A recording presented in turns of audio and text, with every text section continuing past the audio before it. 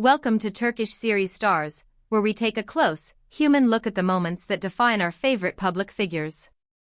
If you enjoy deep dives into the heart of celebrity culture, remember to like, subscribe, and consider hitting the join button to keep these conversations going. Last night's premiere of The Eighth Family unfurled with all the expected spectacle. A generous, gleaming carpet, orchestral lighting that sculpted profiles into myth, and a crowd of the industry's most recognizable faces drifting into their positions as if carried by the rhythm of the flash. What could have remained a polite ceremony of gowns and suits, measured answers and staged laughter, turned instead into the kind of night that modern fame so often delivers. A night where the smallest shift in posture can be read as policy, where interpretation outruns intention, and where a glance becomes a thesis. Everywhere you looked, experience stood beside fresh momentum.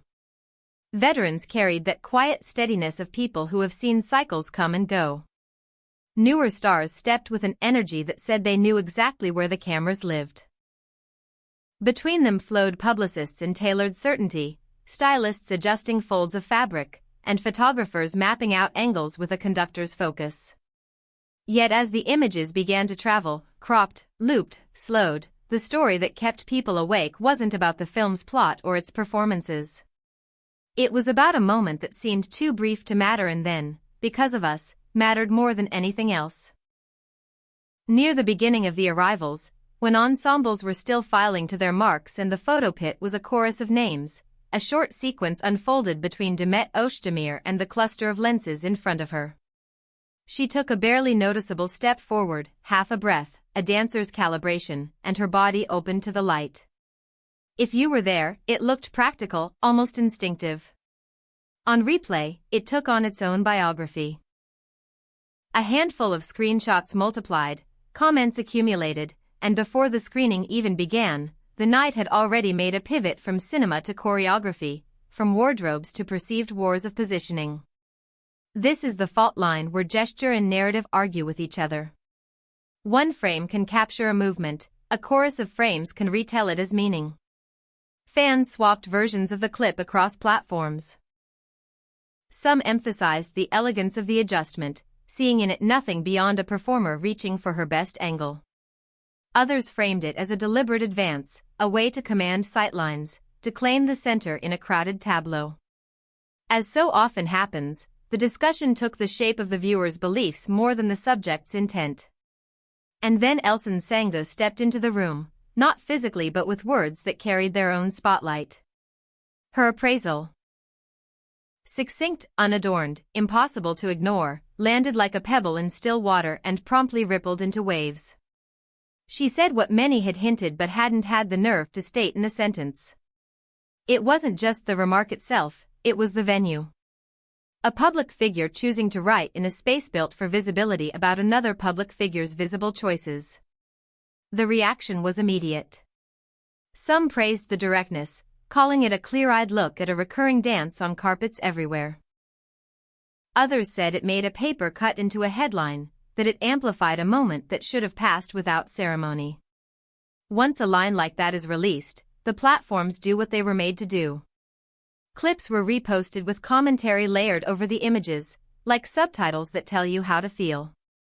Influencers who specialize in frame-by-frame analysis slowed everything down to the heartbeat, adding arrows and circles, narrating each beat as if it were choreography in a stadium show. Within hours, the conversation split into two fast-moving streams. One side argued that Demet's step was calculated, a veteran move by someone with an acute sense of the lens. The other insisted that it was pure logistics, finding the beam, protecting personal space, delivering a better photo so the very photographers who called out her name would have material that pops. Both groups were searching for certainty in a place where certainty rarely exists. A premiere is a theater of images with rules written in air. Actors, publicists, stylists, photographers, they all participate in a shared agreement. The stars provide a gallery of striking moments. The cameras distribute them. The outlets convert them into stories, and we all decide which ones to pass along. In that exchange, the idea of an authentic instant becomes something we argue about rather than something we agree on. A step toward the camera can be 1,000 things at once. A way to catch a warmer tone, a polite dodge from an intrusive flash, a measured attempt to hold frame with a partner while still letting each person be seen. That last part became the undercurrent of the night because Kenyaman was there too, steady, composed, playing the part of the co-star and companion with the kind of practiced ease that comes from years of similar nights. They moved together without touching on some passes, traded soft words that microphones couldn't catch, and then separated for solo frames like musicians taking turns on a chorus. Some fans romanticized those beats as a private language. Others read them as strategy, seeing calculations where the couple's supporters saw care.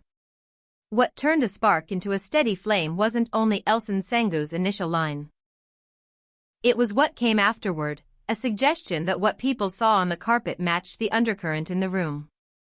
The implication was subtle yet potent, that those in the hall had noticed small maneuvers beyond the camera's reach, an unspoken score everyone could hear if they were close enough to the stage. With that, the conversation shifted from a single clip to a supposed pattern, from one step to the idea of a backstage style some might recognize. Supporters of the commentary called it refreshingly blunt, a kind of cultural housekeeping that sometimes only peers are brave enough to attempt. Detractors accused it of being gossip dressed as honesty, a destabilizing nudge that makes colleagues wary of each other on nights meant to celebrate work. Social media performed its familiar contortions. Old photos resurfaced as context. Comparisons were drawn to past carpets where similar alignments were rumored. Arguments formed around the architecture of celebrity itself, around the incentives that reward the person who finds the center and punishes the one who fades into the edges.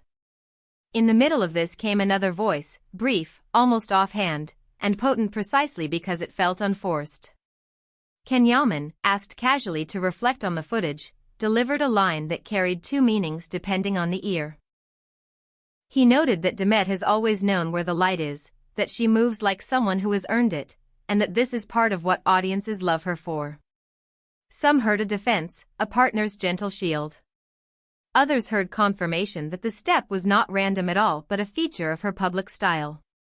In a single sentence, the evening's anecdote became a link in a longer chain, a small act now drawn into the biography of a public persona. That is how fame often rewrites itself in real time. A micro-movement becomes a clue. A clue joins other clues until the thread looks like a pattern. And because the couple at the center of this conversation have long lived under a magnifying glass, because their professional chemistry and their private distance have been read like poems by people who have never met them, every nonverbal beat attracts a meaning it may never have intended to carry. It would be unfair to say the night was only this. Away from the hot spots, you could feel a generous current. Seasoned performers offered their arms to newer faces navigating the press, introductions were made with care, and laughter rose from corners where cameras weren't pointed.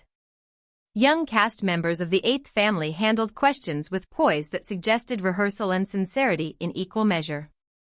People hugged. People exhaled. Not everything that matters can be posted, and not everything that gets posted matters as much as the moment suggests. Still, the images that travel the furthest are the ones that can be narrated. A raised chin, a shadow of a smile, the smallest half-step.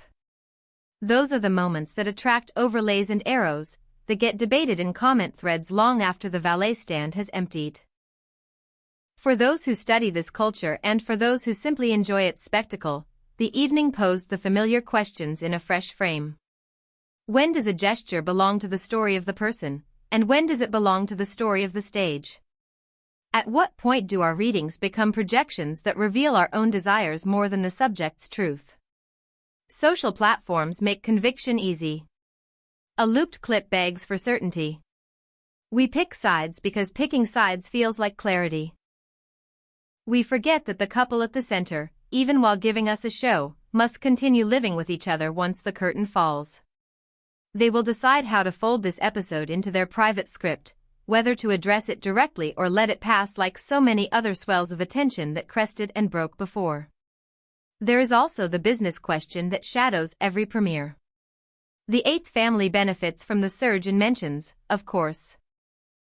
But the costs are real when a fleeting gesture becomes an extended debate, when a celebration is remembered as a referendum on intent.